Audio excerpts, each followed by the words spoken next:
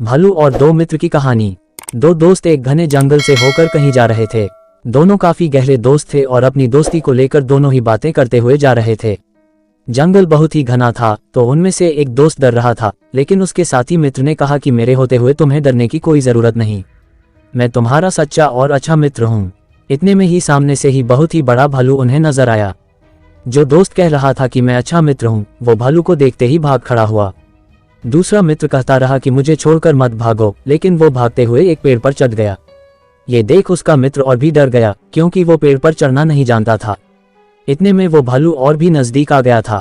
जब वो बेहद करीब आने लगा तो दूसरे मित्र के पास कोई चारा नहीं रहा और वो वहीं नीचे जमीन पर आंखें बंद करके लेट गया। पेड़ पर चढ़ा मित्र यह सारा नजारा देख रहा था और वो सोचने लगा कि ऐसे तो यह मर जाएगा। इतने में ही वो भालू नीचे लेटे मित्र के करीब आकर उसे देखने लगा, उसे सूंघा और उसके शरीर का पूरी तरह मुआयना करके आगे बढ़ गया। जमीन पर लेटे मित्र ने राहत की सांस ली और वो सोचने लगा कि अच्छा हुआ जो मैंने सांस रोक ली थी, क्योंकि भालू मुर्दों को नहीं खाते और वो भालू मुझे मरा हुआ जानकर आगे बढ़ गया। पेड़ पर चढ़ा मित्र बहुत हैरान था।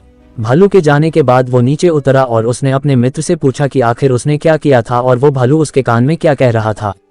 मुर्दा होने का नाटक कर रहे मित्र ने कहा कि भालू ने मेरे कान में कहा कि बुरे वक्त में ही सही दोस्तों की पहचान होती है, इसलिए कभी भी ऐसे दोस्तों के साथ मत रहो जो बुरा समय देखकर तुम्हें अकेले छोड़कर भाग जाएं और जो वक्त पर काम ही ना आए। दूसरे मित्र को समझते देर न लगी और फिर दोनों आगे बढ़ गए।